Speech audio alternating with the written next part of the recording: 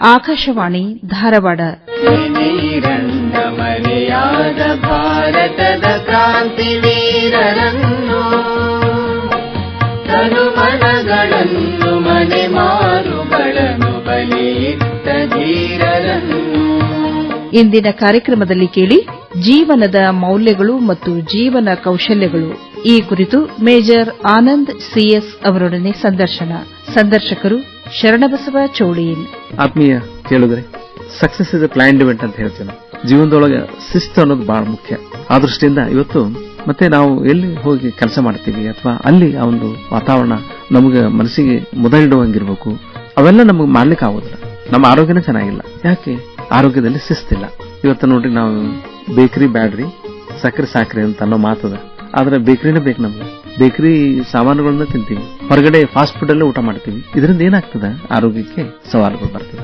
ಆರೋಗ್ಯದಲ್ಲಿ ದೈಹಿಕವಾದ ನಮ್ಮ ರಕ್ತ ಮಾಂಸಖಂಡಗಳು ಇರೋದ್ರಿಂದ ರಕ್ತಕ್ಕೆ ಏನ್ ಬೇಕು ಆ ವಿಟಮಿನ್ಗಳು ಮಿನರಲ್ಗಳು ಸಿಗುವಂತಹ ಒಂದು ಅವಕಾಶ ಇದ್ರೆ ಮಾತ್ರ ಆರೋಗ್ಯ ಚಲೋ ಇರ್ತದೆ. ಅದಕ್ಕೆ ಮೊದಲಿನವ್ರು ಬಹಳ ಗಟ್ಟಿದ್ರು, ಈಗ ನಾವು ಬಳ್ಳದಿವಿ ಅಂತ ಅನ್ನೋದಕ್ಕೆ ಇದಕ್ಕೆ. ಹಾಗೇನೆ ಮನಸ್ಸು ನೋಡ್ರಿ, ಇವತ್ತು ನಾವು ಸಿಟ್ ಮಾಡ್ಕೋಬಾರ್ದು ಅಂತೀವಿ, ಆದ್ರೆ ಸಿಟ್ ಮಾಡ್ಕೋತೀವಿ. ಆದ್ರೆ ಯಾಕಂದ್ರೆ ಮುಂದಿನ ಅದರ ಫಲ ಏನು ಅಂತ ನಿರೀಕ್ಷೆ ಮಾಡೋದಿಲ್ಲ, ವಿಚಾರ ಮಾಡೋದಿಲ್ಲ ಅದ್ರ ಬಗ್ಗೆ.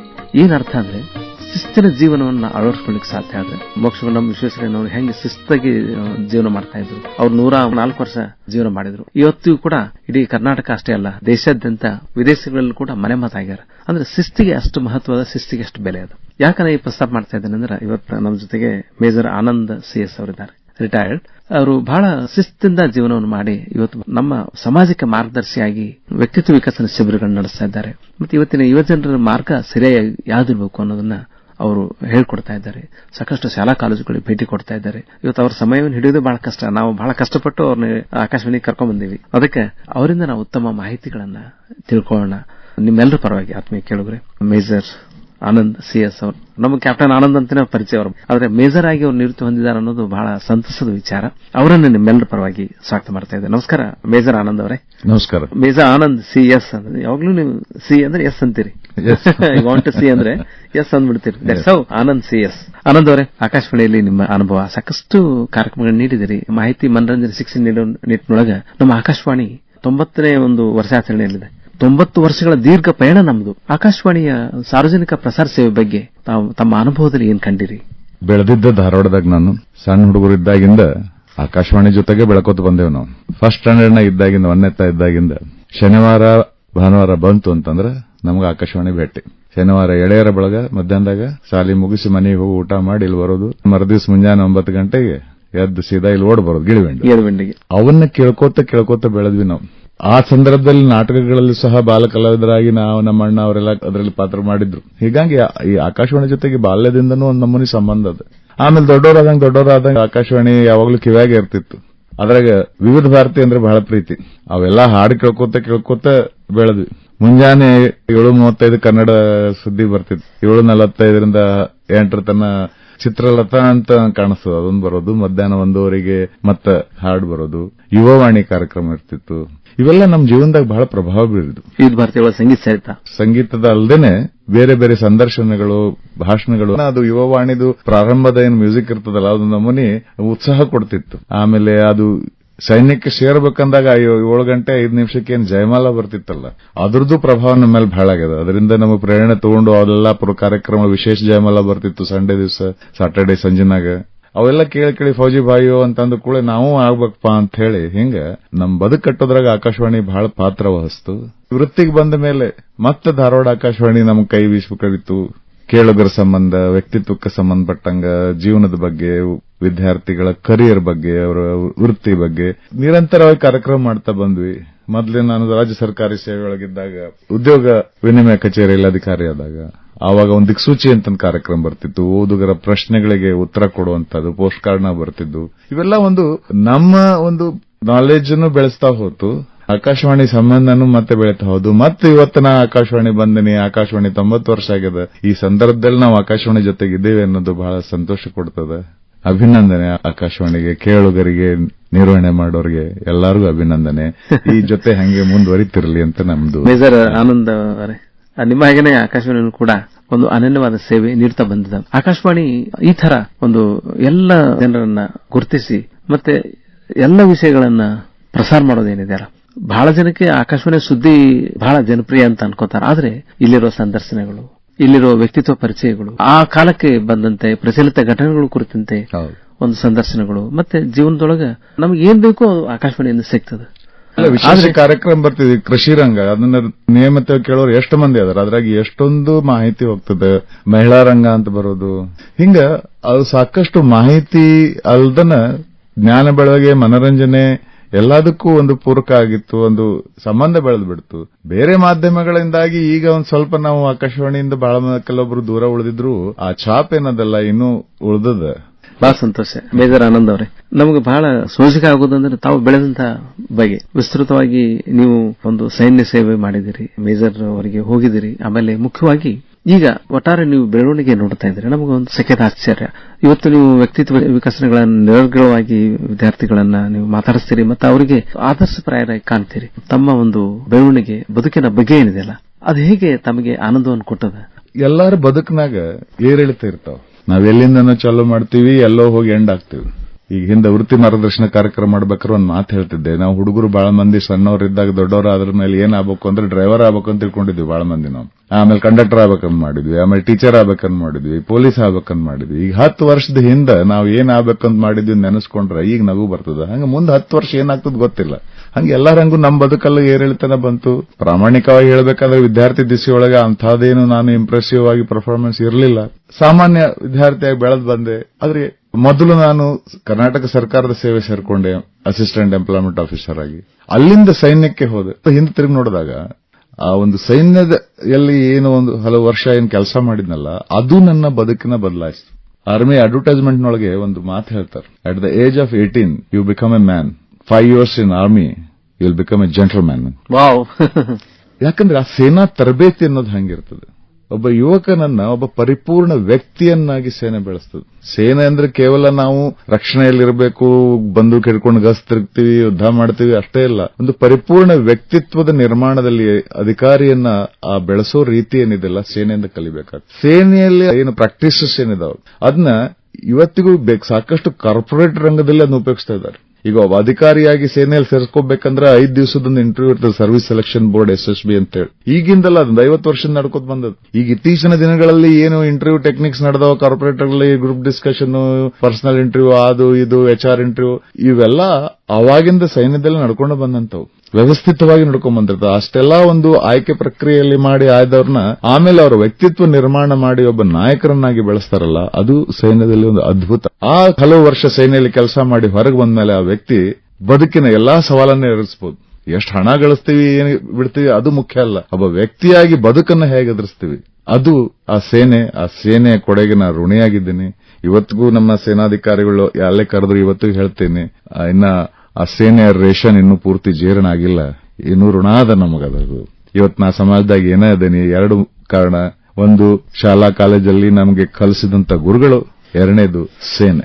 ಇವತ್ತು ಯಾರು ನನ್ನ ಬಗ್ಗೆ ಒಳ್ಳೆ ಮಾತಾಡಿದ್ರೆ ಕಾರಣ ಇದಕ್ಕೆ ಹೇಳ್ತೇನೆ, ನಾನು ಸೈನ್ಯದಿಂದ ಕಲ್ತಿದ್ದು ಬಹಳ. ಕ್ಯಾಪ್ಟನ್ ಆನಂದ್ ಅವರೇ, ಗಾಂಧೀಜಿಯವರ ಒಂದು ಮಾತು ಹೇಳ್ತಿದ್ರು, ಗ್ರಾಮರಾಜ್ಯ ರಾಮರಾಜ್ಯ ಅಂತ ಹೇಳಿ. ಸೇನೆಯಲ್ಲಿರೋ ಶಿಸ್ತನ್ನು ತಾವು ಮಾತಾಡಿದ್ರಿ. ದೇಹ ದಂಡನೆ ಮಾಡೋದನ್ನ ಬಯಸ್ತದೆ. ದೇಹ ದಂಡನೆ ಮಾಡದೆ ನಾವು ಆಲಸ್ಯ ಆಗಿಬಿಟ್ರೆ ಹೊಟ್ಟೆ ಬರ್ತದೆ, ಆಮೇಲೆ ರೋಗ ರುಜಿನಗಳು ಸೇರ್ಕೊಳ್ತಾವೆ. ಅಂದ್ರೆ ದೇಹದ ದಂಡನೆಯಿಂದಲೇ ನಾವು ಶಿಸ್ತನ್ನ ಶುರು ಮಾಡಬೇಕು ಅಂತ ಹೇಳಿ ತಾವು ಸೈನ್ಯದೊಳಗೆ ಅದನ್ನು ಕಲಿತ್ರಿ. ಯಾಕಂದ್ರೆ ಮುಖ್ಯವಾಗಿ ಸಮಯ ಪರಿಪಾಲನೆ ಇರಬಹುದು. ಆದ್ರೆ ಇವತ್ತು ನಾವು ನೋಡ್ರಿ, ಇಷ್ಟು ಆರೋಗ್ಯದಿಂದ ನಳನಳಿಸಬೇಕಾದಂತ ನಾವು ಅನಾರೋಗ್ಯದ ಗೂಡಾಗಿ ಇವತ್ತ ಸಕ್ಕರೆ ರೋಗ ಇರಬಹುದು, BP ಇರಬಹುದು, ಸರ್ವೇ ಸಾಮಾನ್ಯ ಆಗಿಬಿಟ್ಟದ.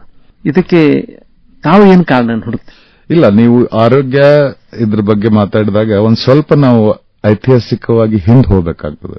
ನನ್ನ ಓದಿಂದ ನಾನು ತಿಳ್ಕೊಂಡಿದ್ದನ್ನು ನಾನು ಹಂಚಿಕೊಳ್ತಾ ಇದ್ದೇನೆ. 86ನೇ ಇಸ್ವಿಯೊಳಗೆ ವಿಶ್ವ ಆರೋಗ್ಯ ಸಂಸ್ಥೆ ಕೆನಡಾದಾಗ ಒಂದು ಸಮಾವೇಶ ನಡೆಸ್ತದೆ ಜಾಗತಿಕ ಮಟ್ಟದ. ಅಲ್ಲಿ ಅವರೆಲ್ಲ ಸೇರ್ಕೊಂಡು ಆರೋಗ್ಯದ ವ್ಯಾಖ್ಯಾನ ಮಾಡಲಿಕ್ಕೆ ಪ್ರಯತ್ನ ಪಡ್ತಾರೆ.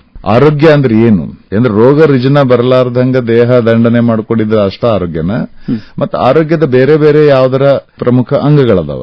ಆವಾಗ ಅದೆಲ್ಲ ಚರ್ಚೆಯ ಅಧ್ಯಯನದಿಂದ ಏನ್ ಹೊರಬರುತ್ತಂತಂದ್ರೆ ಕೇವಲ ದೈಹಿಕ ಆರೋಗ್ಯ ಅಷ್ಟೇ ಮುಖ್ಯ ಅಲ್ಲ, ಅದರಲ್ಲಿ ಬೇರೆ ಬೇರೆ ಕೆಲವು ಆಯಾಮಗಳನ್ನ ವಿಶ್ವ ಆರೋಗ್ಯ ಸಂಸ್ಥೆ ಪರಿಚಯ ಮಾಡ್ತದೆ. ಒಟ್ಟಾರೆ ಒಬ್ಬ ವ್ಯಕ್ತಿಯ ಆರೋಗ್ಯ ಇರಬೇಕಾದಾಗ ಅವನ ದೇಹ ಆರೋಗ್ಯದಿಂದ ಇರೋದಷ್ಟೇ ಅಲ್ಲದೆ ಆತನ ಮನಸ್ಸು ಆರೋಗ್ಯದಿಂದ ಇರಬೇಕು. ಮಾನಸಿಕ ಆರೋಗ್ಯ ಕೇವಲ ದೇಹ ಮನಸ್ಸು ಅಷ್ಟೇ ಚಂದಿದ್ರೆ ಆಗುದಿಲ್ಲ. ಆ ಮನುಷ್ಯನ ಬದುಕು ಆರೋಗ್ಯಕರವಾಗಿರ್ಬೇಕಾದ್ರೆ ಆತನ ಆರ್ಥಿಕ ಆರೋಗ್ಯ ಚಂದಾಗಿರ್ಬೇಕು. ಅದಕ್ಕೆ ಆತ ತನ್ನ ವೃತ್ತಿ ನಿರ್ಮಾಣವನ್ನ ಚಂದ ಮಾಡ್ಕೋಬೇಕು. ಆರ್ಥಿಕ ಆರೋಗ್ಯ, ಸಮಾಜದಲ್ಲಿ ಅವನು ಇತರರ ಜೊತೆಗೆ ಸಂವಹನ, ಸಾಮಾಜಿಕ ಸಂಬಂಧ, ಸಾಮಾಜಿಕ ಆರೋಗ್ಯ ಅಂತ ಬರ್ತದೆ, ಸ್ಪಿರಿಚುವಲ್ ಹೆಲ್ತ್ ಅಂತ ಬರ್ತದೆ. ಇಂಥ ಅನೇಕ ವಿಚಾರಗಳನ್ನ ಕೊಟ್ಟು ಇವೆಲ್ಲ ಸೇರಿ ಒಬ್ಬ ಆರೋಗ್ಯಕರ ವ್ಯಕ್ತಿ ಹೆಂಗಿರಬೇಕು ಅನ್ನೋದನ್ನ ಅದನ್ನ ಹೇಳ್ತಾರೆ. ಇವತ್ತಿಗೂ ಅದನ್ನ ವೈದ್ಯಕೀಯ ರಂಗದಲ್ಲಿ ಅದಕ್ಕೆ ಓಟೋವಾ ಡಿಕ್ಲರೇಷನ್ ಅಂತ ಕರೀತಾರೆ. ಓಟೋವಾ ಘೋಷಣೆ ಕೆನಡಾದ ಓಟೋವಾದಲ್ಲಿ ನಡೆದಿತ್ತು. ಆಮೇಲೆ ಇದನ್ನು ಮುಂದುವರೆಸ್ತಾ ಅಧ್ಯಯನ ಮಾಡಿ 96 ಇಸ್ವಿಯಲ್ಲಿ ವಿಶ್ವಸಂಸ್ಥೆ ಒಂದು ವರದಿನ ಕೊಡ್ತದೆ.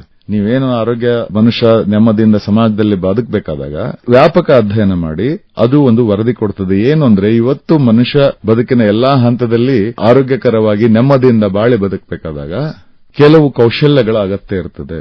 ಈಗ ಸ್ಕೂಲು ಕಾಲೇಜ್ನಲ್ಲಿ ಏನ್ ಕಲಿಸ್ಕೊಡ್ತಾರೆ, ಅಕಾಡೆಮಿಕ್ ಸ್ಕಿಲ್ಸ್ ಅಂತ ಕರೀತಾರೆ, ಶೈಕ್ಷಣಿಕ ಕೌಶಲ್ಯ ಅಂತ ಕಲಿಸ್ತಾರೆ. ಆದ್ರೆ ಇವು ಒಂದು ನಮ್ಮ ಬದುಕಿಗೆ ಅಡಿಪಾಯ ಹಾಕ್ತದೆ. It's becomes A hard foundation, ಗಟ್ಟಿಯಾದ ತಳಪಾಯ. ಆದ್ರೆ ಮನೆ ಕಟ್ಸೋರ್ ಗೊತ್ತಿರ್ತದೆ, ಬೇರೆ ಫೌಂಡೇಶನ್ ಹಾಕೊಂಡು ಅದ್ರ ಮೇಲೆ ಬದುಕಲಿಕ್ಕೆ ಬರುದಿಲ್ಲ. ಫೌಂಡೇಶನ್ ಹಾಕಿ ಸೆಂಟ್ರಿಂಗ್ ಹಾಕಿ ಸ್ಲಾಬ್ ಒಳತನ ಮನೆ ಕಟ್ಸೋ ಕೆಲಸ ಬಡ ಆಗ್ಬಿಡ್ತಾವ್.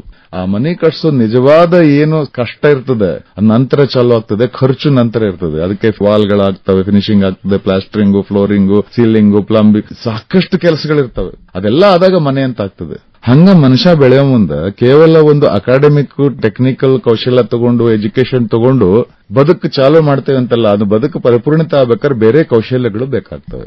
ಶೈಕ್ಷಣಿಕ ಕೌಶಲ್ಯಗಳು ನಮ್ಮ ಭದ್ರ ಅಡಿಪಾಯ ಆಗೋದಕ್ಕೆ ಅದಕ್ಕೆ ಹಾರ್ಡ್ ಸ್ಕಿಲ್ ಅಂತಂದ್ರೆ ಇವು ಬಾಕಿ ನಮ್ಮ ಬದುಕು ಕಟ್ಕೊಳ್ಳಿಕ್ಕೆ ಸಹಾಯ ಮಾಡ್ತಲ್ಲ, ಇವಕ್ಕೆ ನಾವು ಸಾಫ್ಟ್ ಸ್ಕಿಲ್ಸ್ ಅಂತ ಕರಿಬಹುದು. ಇತ್ತೀಚಿನ ದಿನಗಳಲ್ಲಿ ಅದು ಬಹಳ ಜನಪ್ರಿಯ ಆಗಿದೆ ಶಬ್ದ, ಸಾಫ್ಟ್ ಸ್ಕಿಲ್ಸ್, ಮೃದು ಕೌಶಲ್ಯಗಳು. ಈ ಸಾಫ್ಟ್ ಸ್ಕಿಲ್ಸ್ ಗಳನ್ನ ನಾವು ಬೆಳೆಸ್ಕೊಳ್ಳೋದ್ರಿಂದ ಏನಾಗ್ತದೆ, ನಮಗೊಂದು ನೌಕರಿ ಸಿಗೋದು ಈಸಿ ಆಗ್ತದೆ. ಅದಕ್ಕೆ ಇವಕ್ಕೆ ಜಾಬ್ ಗೆಟಿಂಗ್ ಸ್ಕಿಲ್ ಅಂತ ಕರೀತಾರೆ, ಉದ್ಯೋಗ ಪಡೆಯುವ ಕೌಶಲ್ಯ. ಬೇರೆ ನೌಕರಿ ಸಿಗೋದು ಅಷ್ಟಲ್ಲ, ನೀವು ಕೆಲವೊಂದು ಈಗ ಸೆಕ್ಟರ್ ಅಲ್ಲಿ ನೋಡ್ತೀರಿ, ಕ್ಯಾಂಪಸ್ನಾಗ ಪ್ಲೇಸ್ಮೆಂಟ್ ಆಗ್ತಾವ, ತಗೊಂಡು ಹೋಗಿ ಬೆಂಚ್ ಮೇಲೆ ಕೊಟ್ಟಿಸ್ತಾರೆ, ಅವ್ರಿಗೆ ಪ್ರಾಜೆಕ್ಟ್ ಸಿಗುದಿಲ್ಲ ಜಲ್ದಿ.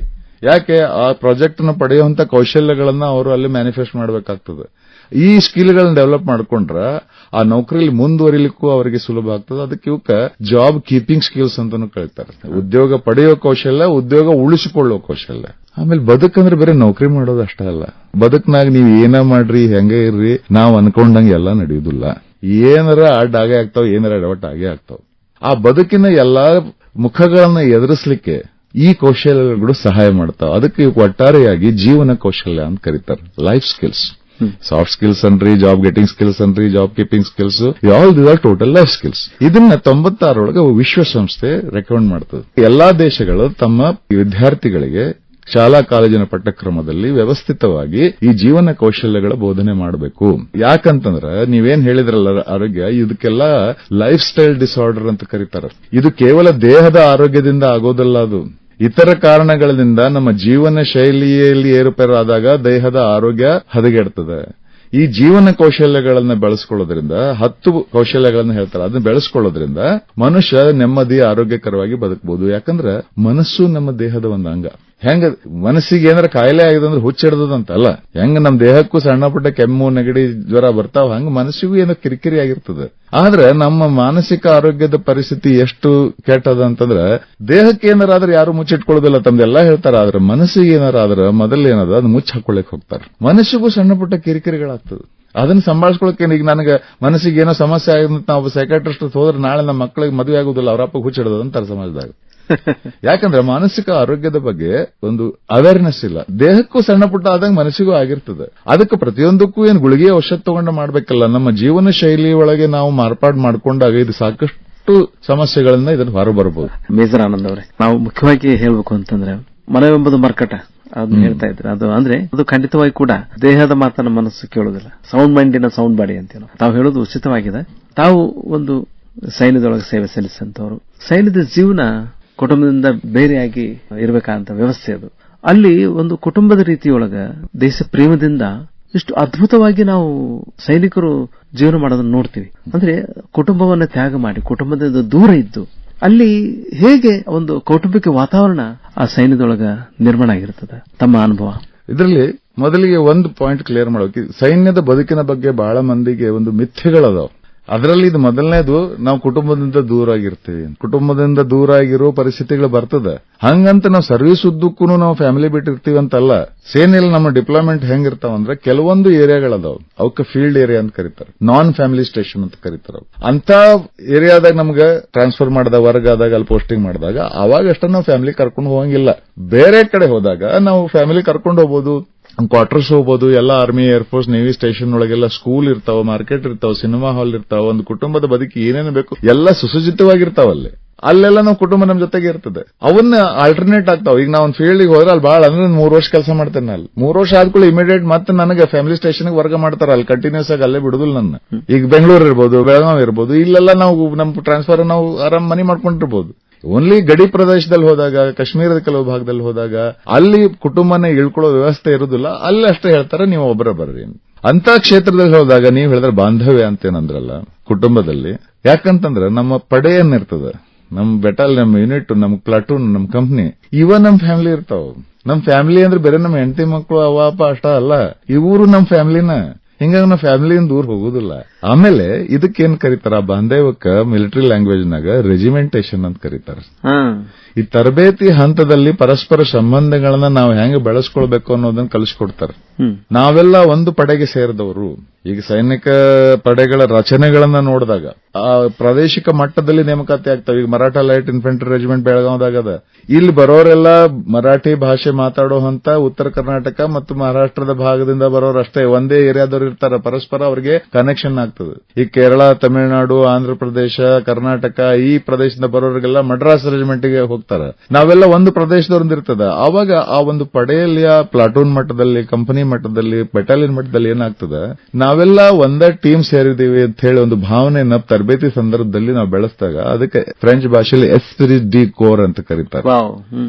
ಆ ಒಂದು ಸ್ಪಿರಿಟ್ ಇರ್ತದೆ. ಸೊ ಇದನ್ನ ಮಾಡ್ಬೇಕಾದ್ರೆ ಆಫೀಸರ್ಸ್ ಆಗಿ ನಾವೇನಿರ್ತೀವಿ, ಮುಂದಾಳುಗಳಾಗಿ ನಮ್ಮನ್ನ ಹೆಂಗೆ ಬೆಳೆಸ್ತಾರ ಅದು ಬಹಳ ಮುಖ್ಯ ಆಗ್ತದೆ. ನೀವು ಶಿಸ್ತು ಅಂತಂದಾಗ ಕೇವಲ ನಮ್ಮ ಆರೋಗ್ಯ ದೇಹದ ಶಿಸ್ತಲ್ಲ, ಮಾನಸಿಕ ನಮ್ಮ ನಡವಳಿಕೆ ವ್ಯವಹಾರಗಳ ಶಿಸ್ತು ಅನ್ನೋದು ಇರ್ತದೆ. ನಮಗೆ ಫಸ್ಟ್ ಪಾಠ ಏನ್ ಕಲಿಸ್ಕೊಡ್ತಾರಂತಂದ್ರೆ ಧರ್ಮ ಮತ್ತು ರಾಜಕೀಯ ಇಂಥ ವಿಚಾರಗಳು ಬಂದಾಗ ನಾವು ನ್ಯೂಟ್ರಲ್ ಆಗಿರಬೇಕು. ಪ್ರಿನ್ಸಿಪಲ್ ಆಫ್ ನ್ಯೂಟ್ರಾಲಿಟಿ ಅಂತ ಕರೀತಾರೆ. ನಮ್ಮ ವೈಯಕ್ತಿಕ ಈ ವಿಚಾರಗಳದಾವ ನಮ್ಮೊಳಗಷ್ಟೇ. ಈಗ ಧಾರ್ಮಿಕ ಬಂದಾಗ ನಮ್ದು ಆರ್ಮಿಲಿ ಒಂದಿದೆ, the religion of the soldier is religion of the officer. ನನ್ನ ಕೆಳಗೆ ಯಾವ ಸೈನಿಕರು ಯಾವ ನಂಬಿಕೆಗಳನ್ನಾದೋ ಅದು ನನ್ನದು.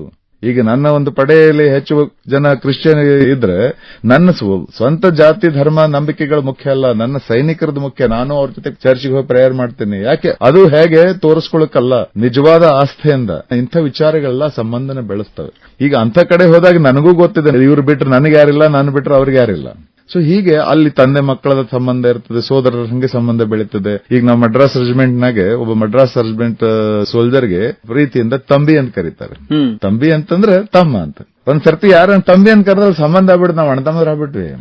ಸೊ ಆ ಒಂದು ಸಂಬಂಧ ನಮ್ಮನ್ನು ಉಳಿಸ್ತಾ. ಯಾಕಂದ್ರೆ ಎಸ್ಪೆಷಲಿ ಕಾಂಬ್ಯಾಟ್ ಟ್ರೂಪ್ಸ್ ಏನಿರ್ತಾವೆ, ಇನ್ಫೆಂಟ್ರಿ ಅಂತ ಏನಿರ್ತಾವೆ, ಈ ಸಂಬಂಧ ಬಹಳ ಮುಖ್ಯ ಆಗ್ತದೆ. ನಾವು ಮನೆತನದ ನಮ್ಮ ಸ್ವಂತ ರಕ್ತ ಸಂಬಂಧಗಳಿಂತ ಈ ಸಂಬಂಧಗಳು ಎಷ್ಟೋ ಸರ್ತಿ ಗಾಢವಾಗಿ ಬೆಳೆದು ಬಿಡ್ತಾವೆ. ಯಾಕಂದ್ರೆ ಆ ರೀತಿ ಬದುಕ್ತೇವೆ. ಹೀಗಾಗಿ ನಮ್ಗೆ ಯಾವತ್ತಿಗೂ ಅನ್ಸುದಿಲ್ಲ. ಆಮೇಲೆ ನಮ್ಮ ಕುಟುಂಬದ ದೂರ ಬಂದಾಗ ಕೂಡ ನಮ್ಮ ಕುಟುಂಬದವರಿಗೂ ಸಹ ಸೇನೆ ಅವರ ಯೋಗಕ್ಷೇಮನ ನೋಡ್ಕೊಳ್ತದೆ.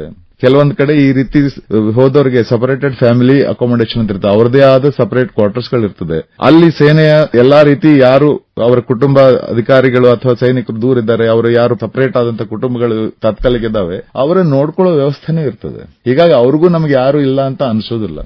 ಮೇಜರ್ ಆನಂದ್ ಅವರೇ, ನೀವು ಆಗ್ಲೇ ಹೇಳ್ತಾ ಇದ್ದೀರಿ ಮಾನಸಿಕ ಒಂದು ವ್ಯವಸ್ಥೆಯನ್ನು ನಾವು ಸರಿ ಮಾಡ್ಕೊಳ್ಬೇಕಂತೇಳಿ. ಸೈನ್ಯದೊಳಗ ನಿಮಗೆ ಅದು ಒಂದು ಬಹಳ ಅತ್ಯುತ್ತಮ ತರಬೇತಿ ಆಗಿದೆ. ಅಂದ್ರೆ ಎಂತಹ ಒಂದು ಕ್ಲಿಷ್ಟಕರ ಸನ್ನಿವೇಶ ಬಂದ್ರೂ ಕೂಡ ಭಾವನೆಗಳನ್ನ ನಾವು ಆದಷ್ಟು ಅದನ್ಬಿಟ್ಟುಕೊಂಡು ಬರುವ ದಿನಗಳಿದೆಯಲ್ಲ, ಆ ದಿನಗಳಲ್ಲಿ ನಾವು ಇನ್ನೊಬ್ಬರ ಭಾವನೆಗಳಿಗೆ ಸ್ಪಂದಿಸುವ ಕೆಲಸ ಮಾಡಬೇಕು. ಅಂದ್ರೆ ನಮ್ಮನ್ನ ನಂಬಿಕೊಂಡು ಇದ್ದಿರುವಂತಹ ಈ ಪ್ರಜೆಗಳ ಒಂದು ಸೇವೆಗೋಸ್ಕರ ನಮ್ಮನ್ನು ನಾವು ಸಮರ್ಪಿಸಬೇಕು ಅನ್ನೋದು ಕಲಿತಿರಲ್ಲ, ಅದು ಬಹುಶಃ ಆ ಒಂದು ತ್ಯಾಗದಿಂದ ಸಾಕಷ್ಟು ಲಾಭನೂ ಇದೆ. ಆ ತ್ಯಾಗ ಭಾವನೆ ನಿಮ್ಮನ್ನು ಶಕ್ತಿವಂತರಾಗಿ ಮಾಡ್ತದೆ ಅಂತ ಅನಿಸ್ತದೆ.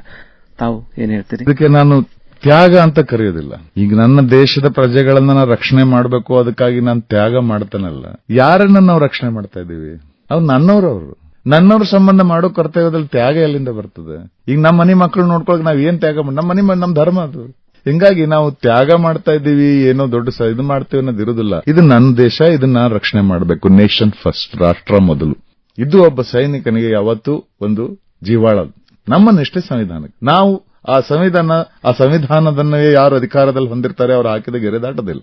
ಇದು ತ್ಯಾಗ ಅನ್ನೋಕ್ಕಿಂತ ಎಲ್ಲಾ ಜನರಿಗೂ ಮಾಡ್ಲಿಕ್ಕೆ ಸಾಧ್ಯ ಆಗ್ಲಾರ್ದಂತ ಕೆಲವೊಂದು ಕಷ್ಟಕರ ಕೆಲಸಗಳನ್ನು ನಾವು ಮಾಡ್ತೀವಿ, ಕೆಲವೊಂದು ಅಸಾಧ್ಯವಾದ ಕೆಲಸಗಳನ್ನ ಮಾಡ್ತೀವಿ, ಕೆಲವೊಂದು ದುರ್ಗಮ ಪ್ರದೇಶದಲ್ಲಿ ಕಷ್ಟಕರ ಸನ್ನಿವೇಶಗಳಲ್ಲಿ ನಾವು ಬದುಕ್ತೀವಿ. ಯಾಕೆ ಇದನ್ನೆಲ್ಲ ನಾವು ಮಾಡ್ತೀವಿ ಅಂದ್ರೆ ನಮ್ಮನ್ನ ನಾವು ರಕ್ಷಣೆ ಮಾಡ್ಕೊಳ್ಬೇಕಾಗಿದೆ. ದೇಶ ರಕ್ಷಣೆ ಮಾಡ್ಬೇಕಾದ್ರೆ ನನ್ನ ಕುಟುಂಬನೂ ಇದೆ ಅಲ್ಲಿ, ನಾವು ಹೋಗಿ ಮಾಡ್ಕೊಳ್ತಾ ಇದೀವಿ. ಈ ಒಂದು ತ್ಯಾಗ ಮಾಡ್ತೀನಿ, ಇಂಥ ಬಲಿದಾನ ಮಾಡ್ತೀನಿ ಅಂತ ಭಾವನೆ ಬಹಳ ಒಂದು ಉತ್ಪ್ರೇಕ್ಷಿತ ಅನಿಸ್ತದೆ, ಅದು ವಾಸ್ತವಿಕ ಅನಿಸೋದಿಲ್ಲ. ಇದನ್ನ ಅಧಿಕಾರಿಗಳನ್ನ ಆಯ್ಕೆ ಮಾಡ್ಕೊಳ್ಬೇಕಾದಾಗ ವ್ಯವಸ್ಥಿತವಾಗಿ ನಾನು ಹೇಳಿದೆ, service selection board SSB interview ಅಂತ ಇರುತ್ತೆ. ಅಲ್ಲಿ ಒಬ್ಬ ನುರಿತ ಸೈಕಾಲಜಿಸ್ಟ್ ಅಥವಾ ಸೈಕೆಟ್ರಿಸ್ಟ್ ಇರ್ತಾರೆ. ಆ ವ್ಯಕ್ತಿಯ ಎಲ್ಲಾ ಮಾನಸಿಕ ಎಲ್ಲಾ ಆಯಾಮಗಳ ಪರೀಕ್ಷೆ ನಡೀತದೆ. ಅವರು ಅಧಿಕಾರಿಯಾಗಕ್ಕೆ ಮಾನಸಿಕವಾಗಿ, ದೈಹಿಕವಾಗಿ, ಬೌದ್ಧಿಕವಾಗಿ, ಇಂಟೆಲೆಕ್ಚುಯಲ್ ಆಗಿ ಅದೆಲ್ಲ ದೃಢವಾಗಿದ್ದಾರೆ ಅಂದ ಮೇಲೆ ಅಧಿಕಾರಿಯಾಗಿರ್ತಾರೆ ಅವರು. ಹೀಗಾಗಿ ನಾವು ನಮ್ಮ ಕರ್ತವ್ಯವನ್ನು ಮಾಡ್ತಾ ಇದೀವಿ, ತ್ಯಾಗ ಮಾಡ್ತೀವಿ ಅನ್ನೋ ಭಾವನೆ ನಮ್ಗೆ ಬರೋದಿಲ್ಲ. ಆ ತರಬೇತಿಯೊಳಗೆ ಇದನ್ನೆಲ್ಲ ನಮ್ಗೆ ಕಲಿಸ್ಕೊಡ್ತಾರೆ. ಕೇವಲ ದೈಹಿಕ ಅಲ್ಲ, ಮೆಂಟಲ್ ಫಿಟ್ನೆಸ್, ಮಾನಸಿಕವಾಗಿ ದೃಢವಾಗಿರಬೇಕು. ಎಂಥದೇ ಒತ್ತಡ ಸನ್ನಿವೇಶದಲ್ಲೂ ನಾವು ವಿಚಲಿತರಾಗಬಾರದು. ತರಬೇತಿ ಸಂದರ್ಭದಲ್ಲಿ ಅಂಥ ಸನ್ನಿವೇಶಗಳನ್ನ ಸೃಷ್ಟಿ ಮಾಡ್ತಾರೆ, ನಮ್ಮನ್ನ ಮಾಡಿ ನಮಗೆ ಅಲ್ಲಿ ಕರೆಕ್ಟ್ ಮಾಡಕ್ಕೆ, ತದ್ದಿದ್ಕೊಳ್ಳಕ್ಕೆ, ಬೆಳೆಸ್ಕೊಳ್ಳಕ್ಕೆ ಅಲ್ಲಿ ನಮಗೆ ಸಹಾಯ ಮಾಡುವಂತ ಹಿರಿಯ ಅಧಿಕಾರಿಗಳಿರ್ತಾರೆ. ಹಂತ ಹಂತವಾಗಿ ಬೆಳೆಸ್ತಾರೆ ನಮ್ಮನ್ನು. ಒಂದೇ ಸರ್ತಿಗೆ ನಮ್ಮನ್ನ ಮೇಲೆ ಕರ್ಕೊಂಡು ಬರಲ್ಲ. ಪ್ರತಿಯೊಂದು ಹಂತದಲ್ಲಿ ಒಬ್ಬ ಅಧಿಕಾರಿ ಬೆಳವಣಿಗೆ, ಒಬ್ಬ ಸೈನಿಕನ ತರಬೇತಿಯಲ್ಲಿ ಒಂದೊಂದು ಹಂತದಲ್ಲಿ ಅವ್ರಿಗೆ ಏನ್ ರಿಕ್ವೈರ್ಮೆಂಟ್ ಇದೆ ಅದನ್ನ ಹಂತ ಹಂತವಾಗಿ ಬೆಳೆಸ್ತಾ ಹೋಗ್ತಾರೆ. ಪ್ರಾರಂಭದಲ್ಲಿ ಅದು ಅತ್ಯಂತ ಕಠಿಣ, ಕಷ್ಟ ಅನಿಸ್ತದೆ. ಆದ್ರೆ ನಿಧಾನವಾಗಿ ಅರ್ಥ ಆದಂಗೆ ಅದು ನಮಗೆ ಒಪ್ಪಿಗೆ ಆಗ್ತಾ ಹೋಗ್ತದೆ. ಸೊ ಹೀಗಾಗಿ ಅಲ್ಲೇನಾಗ್ತದೆ, ಮಾನಸಿಕ ದೃಢತೆ, ದೈಹಿಕ ದೃಢತೆ ಮುಖ್ಯ ಆಗ್ತದೆ. ನಮ್ಮ ಹಿರಿಯ ಅಧಿಕಾರಿಗಳು ಅದನ್ನ ನಮಗೆ ಗ್ರೂಮಿಂಗ್ ಅಂತ ಕರೀತಾರೆ, ಲೀಡರ್ಶಿಪ್ ಗ್ರೂಮಿಂಗ್. ಈ ಯಾವುದೇ ಒಂದು ಆರ್ಗನೈಸೇಷನ್ ಅಲ್ಲಿ ಬಹಳ ಮುಖ್ಯವಾಗೋದು ಇದು ಇರ್ತದೆ. ನಾನು ಎಷ್ಟೇ ಪರಿಣಿತ ಇರಬಹುದು, ನಾನು ಎಷ್ಟೇ ಒಳ್ಳೆ ಕೆಲಸ ಮಾಡಿರಬಹುದು, ನಾನು ಹೋದ ನಂತರ ನನ್ನಂತ 4 ಮಂದಿನ ನಾನು ಬೆಳೆಸ್ ಹೋಗ್ಲಿಲ್ಲ ಅಂದ್ರೆ ಸಂಸ್ಥೆ ಕುಸಿತದೆ. ಇದು ಸೈನ್ಯವಾಗಿ ನಂಬುತ್ತದೆ. ಯಾವಾಗ್ಲೂ ಜೂನಿಯರ್ ಲೀಡರ್ಶಿಪ್ ಡೆವಲಪ್ಮೆಂಟ್, ಡೆಲಿಗೇಷನ್, ಅದ್ಭುತ. ಅದನ್ನ ಯಾವಾಗ್ಲೂ ಮಾಡಿದಾಗ ಅವಾಗ ಏನಾಗುತ್ತೆ, ಹಿರಿಯ ಅಧಿಕಾರಿಗಳು ನೋಡಿ ಬೆಳವಣಿಗೆಯಲ್ಲಿ ಅವರಿಗೆ ಸಹಾಯ ಆಗ್ತದೆ. ಹೀಗಾಗಿ ಆ ಶಿಸ್ತು ಮೂಡ್ತಾ ಹೋಗ್ತದೆ. ವೈಜ್ಞಾನಿಕವಾಗಿ ಸೈನ್ಯದೊಳಗ ಒಂದು ವ್ಯಕ್ತಿತ್ವ ವಿಕಸನ ಆಗ್ತದೆ. ಮತ್ತೆ ಆಮೇಲೆ ಅದಕ್ಕೆ ಸಾಕಷ್ಟು ದೃಷ್ಟಾಂತಗಳನ್ನು ತಾವು ಕೊಟ್ರಿ. ಕಾರ್ಗಿಲ್ ಯುದ್ಧದ ಸಂದರ್ಭದೊಳಗೆ ತಾವು ಸೇವೆ ಮಾಡೋ ಅವಕಾಶ ತಮಗೆ ಸಿಕ್ತು. ಕಾರ್ಗಿಲ್ ಕರೆ ಅಂತ ಆಕಾಶವಾಣಿಯಲ್ಲಿ ಕಾರ್ಯಕ್ರಮ ಮಾಡಿದ್ವಿ ನಾವು. ಸಾಕಷ್ಟು ವೀರ ಯೋಧರನ್ನ ಅವರನ್ನ ಕಳ್ಕೊಂಡ್ವಿ. ಅವರ ಪಾರ್ಥಿವ ಶರೀರ ಊರಿಗೆ ಬಂದಾಗ ಇಡೀ ಊರು ಒಂದು ಹಬ್ಬದಂತೆ ಸಂಭ್ರಮಿಸ್ತು. ಅಂದ್ರೆ ನಮಗೋಸ್ಕರ ತನ್ನ ಪ್ರಾಣವನ್ನ ತ್ಯಾಗ ಮಾಡಿದಾರೆ ಅಂತ ಹೇಳಿ ಇಡೀ ಊರ ಸೇರಿ ನಾವು ಅದನ್ನ ನೋಡಿದೀವಿ. ಅಂದ್ರೆ ಅದು ನಿಜವಾಗಿ ಕೂಡ ಆ ಒಂದು ವೀರಾವೇಶ, ಸೈನಿಕರ ಒಂದು ಹೋರಾಟದ ಫಲ ಕಾರ್ಗಿಲ್ ಕದನದಲ್ಲಿ ನಾವು ಪ್ರತ್ಯಕ್ಷವಾಗಿ ಕಂಡ್ವಿ. ತಮ್ಮ ಈ ಅನುಭವ? ಕಾರ್ಗಿಲ್ ಒಂದು ನಿಜವಾದ ಮಾತು ಹೇಳೋದು ಯುದ್ಧ ಆಗಿರಲಿಲ್ಲ, ಅದೊಂದು ಸಂಘರ್ಷ, ಇಂಟೆನ್ಸ್ ಕಾನ್ಫ್ಲಿಕ್ಟ್ ಅಂತ ಕರಿತೀವಿ, ಲೋ ಇಂಟೆನ್ಸಿಟಿ ಹೈ ಕಾನ್ಫ್ಲಿಕ್ಟ್ ಅಂತ ಕರಿತೀವಿ. ಯಾಕಂದ್ರೆ ಪೂರ್ಣ ಪ್ರಮಾಣದ ಯುದ್ಧ ಆಗಿರಲಿಲ್ಲ. ಆ ಸಂದರ್ಭದಲ್ಲಿ ನಾನು ಕಾಶ್ಮೀರದಲ್ಲಿ ಇದ್ದೆ ಅಂದ ಮಾತ್ರಕ್ಕೆ ನಾನು ಯುದ್ಧದಲ್ಲಿ ಇದ್ದೆ ಅಂತಿಲ್ಲ, ನಾನು ಫ್ರಂಟ್ ಅಲ್ಲಿ ಇರಲಿಲ್ಲ. ಹೀಗಾಗಿ ಆ ಒಂದು ಕ್ಷೇತ್ರದಲ್ಲಿ ಯಾರಿರ್ತಾರೆ ಅವ್ರ ಜವಾಬ್ದಾರಿ ಇರ್ತದೆ, ಆ ಒಂದು ಇಲಾಖೆಯನ್ನ ರಕ್ಷಣೆ ಮಾಡೋದು ಅವರಿಗಿರುತ್ತೆ. ಅವ್ರ ಕೈಲಾಗದಾಗ ನಾವು ಹಿಂದಿಂದ ಹೋಗೋರಿದ್ವಿ, ಅವ್ರ ಬೆಂಬಲಕ್ಕೆ ಏನೇನ್ ಬೇಕೋ ಆ ಒಂದು ಪಾತ್ರ ವಹಿಸ್ತಾರೆ. ಯುದ್ಧದ ಸನ್ನಿವೇಶದೊಳಗ ಆ ಸ್ನೇಹಿತರಿಗೆ ಬೆಂಗಾವಲಾಗಿ ಬೆಂಬಲ ಕೊಡೋ ನಿಟ್ಟಿನೊಳಗ ಒಂದು ದೇಶಾಭಿಮಾನದ ಒಂದು ಛಾಯೆ ಅಲ್ಲಿ ಛಾಯೆ ಮಟ್ಟದಲ್ಲಿ ಇರ್ತದೆ. ಅದನ್ನು ತಾವು ಅನುಭವಿಸಿರಿ? ಅಲ್ಲ, ಇದು ನಮ್ಮ ನಾಗರಿಕ ಬದುಕಲ್ಲಿ ನೀವು ನೋಡ್ತೀರಿ. ಯಾವಾಗ ಒಂದು ಯುದ್ಧ ಆದಾಗ, ಇಂಥವೇನಾರ ಮೊನ್ನೆ ಆಪರೇಷನ್ ಸಿಂಧೂರ್ ಆಯ್ತು, ಅವಾಗ ಯುದ್ಧ ಆದಾಗ ಜನ ಬಹಳ ಉತ್ತೇಜಿತರಾಗ್ತಾರೆ. ಈ ರಾಷ್ಟ್ರ ಭಾವನೆ ಅನ್ನೋದು ಆಗಸ್ಟ್ 15 ಜನವರಿ 26 ಅವಾಗ ಎಲ್ಲರೂ ಬಹಳ ಉತ್ಸಾಹದಾಗಿರ್ತಾರೆ. ಇಂಡಿಯಾ ಪಾಕಿಸ್ತಾನ ಕ್ರಿಕೆಟ್ ಮ್ಯಾಚ್ ಬಂದಾಗ ಎಲ್ಲರೂ ದೇಶಭಕ್ತರಾಗ್ಬಿಟ್ಟಿರ್ತಾರೆ. ಆಮೇಲೆ ಒಂದು ಯುದ್ಧ ಆದಾಗ ಅದು ಬಹಳ ಮಾಧ್ಯಮದ ಪ್ರಭಾವ ಇರಬಹುದು, ಅಥವಾ ವ್ಯಕ್ತಿಯ ತನ್ನ ದೇಶದ ಬಗ್ಗೆ ಪ್ರೀತಿ, ಅದು ಜಾಗೃತ ಆಗ್ತದೆ ನಿಜ. ಆದ್ರೆ ಅದು ಸೈನಿಕನಲ್ಲಿ ಅದು ಯಾವುದೇ ಒಂದು, ನನಗೆ ವೈಯಕ್ತಿಕವಾಗಿ ನಾನು ಹೇಳ್ಬೇಕಂದ್ರೆ ನನಗೆ ಏನು ಬದಲಾವಣೆ ಆಗೋದಿಲ್ಲ. ಯಾಕಂದ್ರೆ 365 ದಿವಸ ನನ್ನ ದೇಶ ನನ್ನ ಕಣ್ಣ ಮುಂದೆ ಇರ್ತದೆ. ಒಂದು ಸಂಘರ್ಷ ಆದಾಗ, ಯುದ್ಧ ಆದಾಗ ನನ್ನ ಉತ್ಸಾಹ ಹೆಚ್ಚಾಗ್ತದಂತಲ್ಲ, ಪ್ರತಿದಿನಾನು ನಾನು ಅದೇ ಉತ್ಸಾಹದಿಂದನೇ ನನ್ನ ಕರ್ತವ್ಯವನ್ನು ಮಾಡ್ತಾ ಇರ್ತೇನೆ. ಇದು ನನ್ನ ದೇಶ. ನಿರಂತರವಾಗಿ ಸೇವೆ ಇರೋವರೆಗೂ ಏನು ಬಾಕಿ ಊರುಗಳಲ್ಲಿ ಆಗಸ್ಟ್ 15, 26 ಅಥವಾ ನೀವು ಹೇಳ್ದಂಗೆ ಯಾರದೇ ಪಾರ್ಥಿವ ಶರೀರ ಬಂದಾಗ ಏನು ಒಂದು ಉತ್ಸಾಹ ಉಕ್ಕಿ ಬರ್ತದಲ್ಲ, ಅದು ನಮ್ಗೆ ದಿನ ಇರ್ತದೆ. ನಮಗೇನು ವಿಶೇಷ ಅನ್ಸೋದಿಲ್ಲ. ನನಗೆ ಕೊಟ್ಟ ಕರ್ತವ್ಯನ ನಿಷ್ಠೆಯನ್ನ ಮಾಡ್ಬೇಕು. ನಾನು ನನ್ನ ಪಡೆ, ನನ್ನ ಬೆಟಾಲಿಯನ್, ನನ್ನ ರೆಜಿಮೆಂಟು, ನನ್ನ ಸೈನಿಕರು, ನನ್ನ ತಂಡ, ನಾವು ಎದರಲ್ಲೂ ಹಿಂದೆ ಉಳಿಬಾರದು. ನಮ್ಮ ಕರ್ತವ್ಯನ ಸರಿ ಮಾಡಬೇಕು. ಆ ರೆಜಿಮೆಂಟೇಷನ್ ಇಂದ ನಾವು ಮುಂದುವರಿತಾ ಹೋಗ್ತೀವಿ. ದಿನನಿತ್ಯ ನಾನು ದೇಶ ಅಂತ ಹೇಳಿ ನಾನು ಹೇಳ್ಬೇಕಾಗಿಲ್ಲ. ನಾನು ದೇಶ ಪ್ರೇಮ ಅನ್ನೋದನ್ನ ನಾನು ತೋರಿಸ್ಕೊಳ್ಬೇಕಾಗಿಲ್ಲ. ಅದಿದೆ ಅಂತಾನೆ ನಾನು ಯೂನಿಫಾರ್ಮ್ ಹಾಕೊಂಡಿದ್ದೇನೆ. ನಾನು ಬದುಕಿರೋತನ ಅದು ನಮ್ಮ ಉಸಿರಿನಾಗ ಇರೋದೆ. The nation lives inside us. I don't live in this. Major Anand CS ಅವರೇ, ನಾವು ಬದುಕಿನ ಸಾಕಷ್ಟು ಬೇರೆ ಬೇರೆ ಆಯಾಮಗಳ ಬಗ್ಗೆ ತಮ್ಮ ಒಂದು ಮಾತಿನೊಳಗ ಪರಿಚಯ ಆಯ್ತು ನಮಗೆ. ಖಂಡಿತವಾಗಿ ಅಂದ್ರೆ ನಮ್ಮ ದೃಷ್ಟಿಕೋನಗಳು ಹೆಂಗೆ ವಿಭಿನ್ನವಾಗಿರ್ತಾವು, ಮತ್ತೆ ಅದರಲ್ಲಿ ಇರುವ ಸತ್ಯ ಹೇಗೆ ನಮಗೆ ಅವುಗಳನ್ನ ಅರ್ಥ ಮಾಡಿಕೊಂಡಷ್ಟು ಆ ಒಂದು ಆಯಾಮಗಳನ್ನ ನಾವು ಸತ್ಯಕ್ಕೆ ಹತ್ತಿರ ಹೋಗ್ತೀವಿ. ಅದು ನಮ್ಮ ಮಾತುಗಳಿಂದ ವೇದ್ಯ ಆಗ್ತದೆ. ಬಹಳ ಅಭಿನಂದನೆಗಳು. ಉತ್ಪೂರ್ವಕವಾಗಿ ಮಾತಾಡ್ತಾ ಇದ್ದೀರಿ. ಈಗ ತಾವು ವ್ಯಕ್ತಿತ್ವ ವಿಕಸನ ಶಿಬಿರಗಳನ್ನ ನಡೆಸ್ತಾ ಇದ್ದೀರಿ. ನಮಗೂ ಬಹಳ ಸಂತೋಷ. ನಿಮ್ಮಂತಹ ಒಬ್ಬ ಶಿಸ್ತಿನ ಸಿಪಾಯಿ ನಮ್ಮ ಸಾರ್ವಜನಿಕರಿಗೆ ಒಂದು ಶಿಸ್ತನ್ನು ಹೇಳ್ಕೊಡೋದು ಖಂಡಿತವಾಗಿ ಕೂಡ ಅಲ್ಲಿ ಗಮನಾರ್ಹವಾದ ಹಸೆಗೊಡೆ ಹಳ್ಳೋಗದಾಗ ಅಂತಾರಲ್ಲ, ಹಂಗ ಬದಲಾವಣೆಗೆ ಖಂಡಿತ ಕಾರಣ ಆಗ್ತದೆ. ನಾವು ಅದಕ್ಕೆ ತಮಗೆ ಅಭಿನಂದನೆಗಳು ಸಲ್ಲಿಸ್ತೀವಿ. ಈ ಸದ್ಯದ ಮಟ್ಟಿಗೆ ಕೊನೆಯದಾಗಿ ಈ ನಮ್ಮ ಸಮಾಜದೊಳಗ ಬೇಕಾಗಿರೋದೇನು? ತಾವು ಏನೇನು ಹೇಳಿಕ್ ಹೊಂಟಿದಿರಿ? ಏನೇನು ಗಳಿಸಲಿಕ್ಕೆ ಈ ನಮ್ಮ ಭವಿಷ್ಯದ ಪೀಳಿಗೆಯವರು ಬಯಸ್ತಾ ಇದ್ದಾರೆ? ಒಂದೆರಡು ಮಾತು. ನನ್ನ ವಿಚಾರ ಏನಿದೆ, ಈಗಿನ ಪೀಳಿಗೆ ಪ್ರೆಸೆಂಟ್ ಜನರೇಷನ್ ಏನಿದೆ, ದೇ ಆರ್ ವಂಡರ್ಫುಲ್. ಸುಮ್ಮನೆ ಒಂದು ಆಡ್ ಮಾತಾಡಂತಾರೆ ಈಗಿನ ಕಾಲದ ಮಕ್ಕಳು ಹಂಗಾದ್ರೆ ಹಿಂಗಾದ್ರೆ ನಾನು ನಂಬೋದಿಲ್ಲ. ಈ ಮಕ್ಕಳನ್ನ ಬೆಳೆಸೋದ್ರಲ್ಲಿ ನಮ್ಮ ಪಾತ್ರ ಏನಿದೆ ಅನ್ನೋದು ನಾವು ನೋಡ್ಬೇಕಾಗ್ತದೆ. ಮಕ್ಕಳ ಆಶಯ ಏನು ಅಂತ. ತಂತ್ರಜ್ಞಾನದಿಂದ ನಮ್ಮ ಮಕ್ಕಳನ್ನ ದೂರ ಇಡ್ಲಿಕ್ಕೆ ಸಾಧ್ಯ ಇಲ್ಲ. ನಾವು ಮೊಬೈಲ್ಗಳನ್ನ ಬ್ಯಾನ್ ಮಾಡ್ತೀವಿ, ಮೊಬೈಲ್ ಇಂದ ಮಕ್ಕಳನ್ನ ದೂರ ಇಡ್ತೀವಿ, ಮೊಬೈಲ್ ಬಂದ್ ಮಕ್ಕಳನ್ನ ಹಾಳು ಮಾಡ್ತದೆ ಅನ್ನೋದ್ರಿಂದ ಯಾವುದೇ ಲಾಭ ಇಲ್ಲ. ನಾವು ಎಷ್ಟೇ ತಂತ್ರಜ್ಞಾನದಿಂದ ಮಕ್ಕಳನ್ನ ದೂರ ಇಡೋದು ಆಗುದಿಲ್ಲ. ಅಂದ್ಮೇಲೆ ಆ ತಂತ್ರಜ್ಞಾನವನ್ನ ಯಾವ ರೀತಿ ಬಳಕೆ ಮಾಡಬೇಕು ಅನ್ನೋದನ್ನ ಕಲಿಸಿಕೊಡೋ ಜವಾಬ್ದಾರಿ ನಮ್ದು.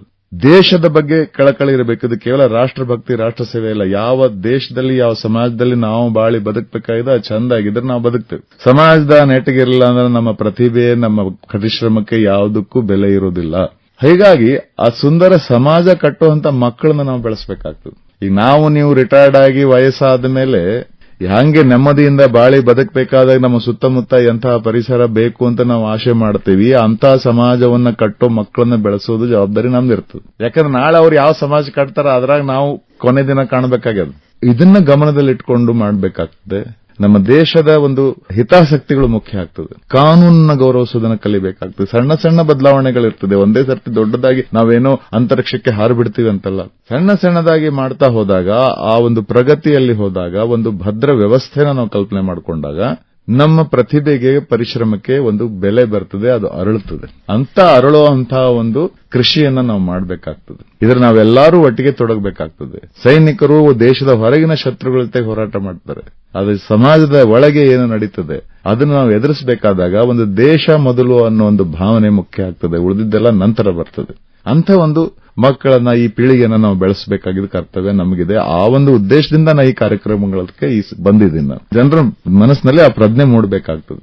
ಯಾವ ಸಮಾಜದಲ್ಲಿ ನಾವು ಬದುಕಬೇಕು ಆ ಸಮಾಜ ಚಂದಾಗಿ ಕಟ್ಕೋಬೇಕು. ನಾನು ಬೇರೆಯವರು ಬಂದು ಕಟ್ಕೊಡುದಿಲ್ಲ. ನನಗೆ ಅದ್ಭುತವಾದ ಮಾತು ಮೇಜರ್ ಆನಂದ್ ಅವರೇ. ಇಲ್ಲಿ ತನಕ ದೇಶ ಮೊದಲು ಅನ್ನೋದು ಗಡಿ ಕಾಯುವ ಸೈನಿಕರಿಗೆ ಅಷ್ಟೇ ಅಲ್ಲ, ಗಡಿಯೊಳಗಿರೋ ಪ್ರಜೆಗಳೆಲ್ಲರಿಗೂ ಕೂಡ ಈ ಒಂದು ಪರಿಜ್ಞಾನ ಇರಬೇಕು. ಅಂದ್ರೆ ನಾವು ಕೊಡೋದ್ರಲ್ಲೇ ಎಲ್ಲ ಇದೆ. ನಾವು ಜೀವನ ಗಳಿಸೋದ್ರಲ್ಲಿಲ್ಲ. Life is all about giving ಅಂತಾರಲ್ಲ, ಆ ಮಾತನ್ನ ನೀವು ಸೂಚ್ಯವಾಗಿ ಹೇಳಿದ್ದೀರಿ.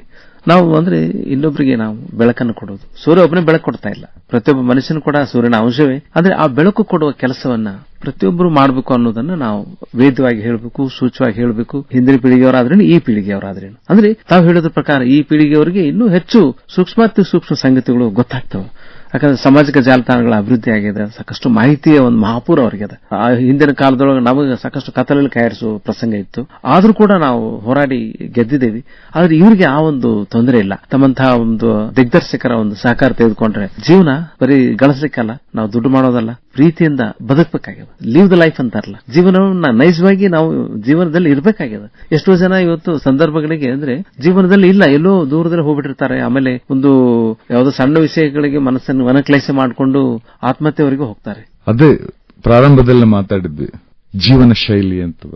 ಆರೋಗ್ಯಕರ ಜೀವನ ಶೈಲಿ ಬಹಳ ಮುಖ್ಯ ಆಗ್ತದೆ. ಅದಕ್ಕೆ ಹಿರಿಯರು ಹೇಳ್ತಾರೆ, ನಿತ್ಯ ಸ್ನಾನ, ನಿತ್ಯ ಧ್ಯಾನ, ನಿತ್ಯ ವ್ಯಾಯಾಮ ಅಂತ. ನಿತ್ಯ ಸ್ನಾನ ಅಂದ್ರೆ ದೇಹಕ್ಕಷ್ಟ ಸ್ನಾನ ಅಲ್ಲ, ನಮ್ಮ ಮನಸ್ಸಿನ ವಿಚಾರಗಳಿಗೂ ಸ್ನಾನ ಆಗ್ಬೇಕು. ಅದು ಹೆಂಗಾಗ್ತದೆ? ಒಳ್ಳೆ ವಿಚಾರಗಳು ಸದಾಕಾಲ ತಲೆಯೊಳಗೆ ಬರಬೇಕಾಗ್ತದೆ.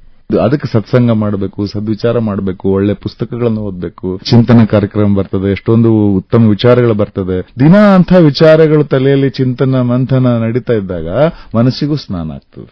ಸ್ವಚ್ಛ ಆಗ್ತದೆ. ನಿತ್ಯ ಧ್ಯಾನ ಅಂದ್ರೆ ಕೇವಲ ದೇವರ ಧ್ಯಾನ ಅಲ್ಲ, ಅಧ್ಯಯನ. ನಾಲೆಜ್ ಇಂಪ್ರೂವ್ಮೆಂಟ್ ಆಗಬೇಕು, ಅಧ್ಯಯನ ನಿರಂತರವಾಗಿರ್ತದೆ. ನಿತ್ಯ ವ್ಯಾಯಾಮ. ಏನ್ ಮುಂಜಾನೆ ವಾಕಿಂಗ್ ಹೋಗ್ಲಿಕ್ಕೆ ಡಯಾಬಿಟಿಸ್ ಬರ್ಬೇಕಂತ ಕಾಯಬೇಕಾಗಿಲ್ಲ. ದೈಹಿಕ ಆರೋಗ್ಯ ನೆಟ್ಗಿರ್ಬೇಕಂದ್ರೆ ಫಿಸಿಕಲ್ ಆಕ್ಟಿವಿಟಿ ಇರಬೇಕು, ದೇಹ ವ್ಯಾಯಾಮ ಆಗಬೇಕು. ಕೇವಲ ದೇಹಕ್ಕೆ ವ್ಯಾಯಾಮ ಅಲ್ಲ, ಮನಸ್ಸಿಗೂ ಬೆದಳಿಗೂ ವ್ಯಾಯಾಮ ಆಗಬೇಕು. ಮನಸ್ಸಿಗೆ ಕಸರತ್ತು ಸಿಗುವಂತ ಕ್ರಿಯಾತ್ಮಕ ಸೃಜನಶೀಲ ಚಟುವಟಿಕೆಗಳು ತೊಡ್ಕೊಳ್ಬೇಕು. ಹವ್ಯಾಸ, ಸಂಗೀತ, ನಾಟಕ, ಪುಸ್ತಕ, ಸಾಹಿತ್ಯ, ಪೇಂಟಿಂಗ್, ಬೇಕಾದಷ್ಟು ಹವ್ಯಾಸಗಳಿರುತ್ತೆ, ಹಾಬೀಸ್. ಅದರಲ್ಲಿ ತೊಡಗಿಸ್ಕೊಂಡಾಗ ಮೊದಲಿಗೂ ವ್ಯಾಯಾಮ ಆಗ್ತಿರ್ತದೆ. ಇಂತಹ ಒಂದು ಜೀವನ ಶೈಲಿನ ನಾವು ಅಳವಡಿಸಿಕೊಂಡಾಗ, ಜೀವನ ಕೌಶಲ್ಯಗಳನ್ನು ಅಳವಡಿಸಿಕೊಂಡಾಗ, ನಾವೇನ್ ಹೇಳ್ತೀವಿ, ಭಾವನೆಗಳು, ಒತ್ತಡಗಳು ಇವನ್ನೆಲ್ಲಾನು ಕಡಿಮೆ ಆದಾಗ ನೀವು ಸಮಾಜದ ಆರೋಗ್ಯ ಸುಧಾರಣೆ ಆಗ್ತದೆ. ಇಲ್ಲ ಅಂದ್ರೆ ನೀವು ಹೇಳಿದ್ರಲ್ಲ, ಆತ್ಮಹತ್ಯೆಗಳು ಇಂಥವೆಲ್ಲ ಏನಿದೆ, ಇದು ಸಮಾಜದ ಆರೋಗ್ಯದ ಒಂದು ಮಾಪಕ. ಬಾಳಿ ಬದುಕಬೇಕಾದ ವಯಸ್ಸಿನ ಯಾವುದೇ ಒಬ್ಬ ಬಾಲಕಿ, ಯುವತಿ ಆತ್ಮಹತ್ಯೆ ಮಾಡಿಕೊಂಡ್ರೆ ಅದು ಸಮಾಜಕ್ಕೆ ಒಂದು ಸಂದೇಶ ಏನ್ ಕೊಡ್ತದಂದ್ರೆ, ನನ್ನ ತಂದೆ ತಾಯಿ, ನನ್ನ ಶಿಕ್ಷಕರು ತಮ್ಮ ಕರ್ತವ್ಯದಲ್ಲಿ ವಿಫಲರಾಗಿದ್ದಾರೆ ಅನ್ನೋ ಸಂದೇಶ ಕೊಡ್ತದೆ. ಸಮಾಜ ರೋಗಗ್ರಸ್ತವಾಗಿದೆ ಅಂತ. ಯಾಕಂದ್ರೆ ಆ ಮಗುಗೆ ಆ ಭರವಸೆ ಕೊಡುವಂತ ಕೆಲಸ ಮಾಡ್ತಾ ಇಲ್ಲ. ಯಾಕೆ? ಜೀವನ ಶೈಲಿ ಸರಿ ಇಲ್ಲ. ಈ ಏನು ನಮಗೆ ಬೇರೆ ಬೇರೆ ಕಾಯಿಲೆಗಳು ಬರ್ತದೆ, ಇದಕ್ಕೆ ಮನೋದೈಹಿಕ ಕಾಯಿಲೆಗಳು ಅಂತ ಹೇಳ್ತಾರೆ, ಸೈಕೋಸೊಮ್ಯಾಟಿಕ್ ಡಿಸಾರ್ಡರ್ಸ್. ಯಾಕೆ ಬರ್ತವೆ? ಮನಸ್ಥಿತಿ ಸರಿ ಇರಲಿಲ್ಲ ಅಂದ್ರೆ ಅದು ದೇಹದ ಮೇಲೇನು ಪರಿಣಾಮ ಬೀಳ್ತದೆ, ದೇಹದ ಆರೋಗ್ಯದ ಮೇಲೆ ಪರಿಣಾಮ ಬೀಳ್ತದೆ. ಅದನ್ನ ಇಟ್ಕೊಂಡಾಗ ಈ ಸಾಕಷ್ಟು ಕಾಯಿಲೆಗಳಿಗೆ ಕಾರಣ ಈ ಸೈಕೋಸೊಮ್ಯಾಟಿಕ್ ಡಿಸಾರ್ಡರ್ಸ್. ಇವೆಲ್ಲಾನು ಶುರು ಆಗೋದು ಎಲ್ಲಿಂದ? ಮಾನಸಿಕ ಅಸಮತೋಲನದಿಂದ. ಜೀವನವನ್ನ ಕಂಡು ನೋಡಿ ಉಂಡವರು ತಾವು ಇರೋದ್ರಿಂದ ಒಬ್ಬ ವ್ಯಕ್ತಿ ವಿಕಾಸ ಆಗಬೇಕಂದ್ರೆ ವ್ಯಕ್ತಿತ್ವ ವಿಕಾಸನ ಆಗಬೇಕು ಅನ್ನೋದನ್ನ ಬಹಳ ಅರ್ಥಪೂರ್ಣವಾಗಿ ಹೇಳಿದಿರಿ. ಅದನ್ನೇ ತಾವು ಮಾಡ್ತಾ ಇದ್ದೀರಿ. ಅಂದ್ರೆ ಸಮಾಜಕ್ಕೆ ತಮ್ಮ ಕಾಣಿಕೆ ಅಭೂತಪೂರ್ವವಾಗಿರುವಂತದ್ದು. ಮೇಜರ್ ಆನಂದ್ CS ಅವರೇ, ಇಲ್ಲಿವರೆಗೆ ನಾವು ಶಿಸ್ತಿನ ಪರಿಪಾಠವನ್ನು ಮಾಡ್ಲಿಕ್ಕೆ ಸಾಧ್ಯ ಆದ್ರೆ, ಶಿಸ್ತು ನಮ್ಮ ಜೀವನದಲ್ಲಿ ಬಂದ್ರೆ ಜೀವನ ಶಿಸ್ತಾಗ್ತದೆ. ಅದಕ್ಕೆ ತಾವು ಒಂದು ಉದಾಹರಣೆ. ಇಲ್ಲಿ ತನಕ ಬಹಳ ವಿಸ್ತೃತವಾಗಿ ನಾವು ಚರ್ಚೆ ಮಾಡಿದ್ವಿ. ನಾವು ಹಾಗೆ ಮಾತಾಡ್ತಾ ಎಷ್ಟೋ ವಿಷಯಗಳು ಬಂದು, ಇವೆಲ್ಲವೂ ಕೂಡ ಇವತ್ತಿನ ಪೀಳಿಗೆಯವರಿಗೆ, ನಮಗೆ ಎಲ್ಲರಿಗೂ ಕೂಡ ಬೇಕಾದಂತ ವಿಚಾರಗಳು, ಪದೇ ಪದೇ ಕೇಳಬೇಕು ಅಂತ ಅನಿಸೋ ವಿಚಾರಗಳು, ಅವುಗಳನ್ನು ನಮ್ಮ ಜೀವನದಲ್ಲಿ ಅಳವಡಿಸಿಕೊಂಡ್ರೆ ನಾವು ಅಂದ್ರೆ ಬದುಕಿದ್ದು ಸಾರ್ಥಕ ಆಗ್ತದೆ. ಮತ್ತೊಬ್ಬರ ಬದುಕಿಗೂ ನಾವು ಸಾರ್ಥಕತೆಯನ್ನು ತಂದುಕೊಡ್ಲಿಕ್ಕೆ ಆಗ್ತದೆ. ಸಂತೋಷ ಆಯ್ತು. ನಾವೆಲ್ಲ ಆತ್ಮೀಯ ಕೇಳುವ ಪರವಾಗಿ ಮೇಜರ್ ಆನಂದ್ CS ಅವರ ರೀತಿಯಿಂದ ನಮ್ಮ ಕೇಳುವ ಜೊತೆ ಕಳೆದ ತಮಗೆ ಹೃತ್ಪೂರ್ವಕ ಅಭಿನಂದನೆಗಳು. ಧನ್ಯವಾದಗಳು. ಧನ್ಯವಾದ. ನನಗೂ ತುಂಬಾ ಸಂತೋಷ ಆಗಿದೆ. ಜೈ ಹಿಂದ್. ಭಾರತದ ವೀರ ಚೇತನದ ಸಾರ ಸರ್ವಸ್ವವ ಮರೆತಾರು, ಅಂಥವರ ತ್ಯಾಗ ಸಾಹಸದ ತಾರ ಸ್ವಾತಂತ್ರ್ಯವಲ್ಲವೇನು. ಮೇಜರ್ ಆನಂದ್ CS ಅವರಿಂದ ಜೀವನದ ಮೌಲ್ಯಗಳು ಮತ್ತು ಜೀವನ ಕೌಶಲ್ಯಗಳ ಕುರಿತು ಸಂದರ್ಶನವನ್ನು ಕೇಳಿದಿರಿ. ಸಂದರ್ಶನವನ್ನು ನಡೆಸಿಕೊಟ್ಟವರು ಶರಣಬಸವ ಚೌಡೇನ್. ಸಂಕಲನ ಸುಮಾ ಸುರೇಶ್.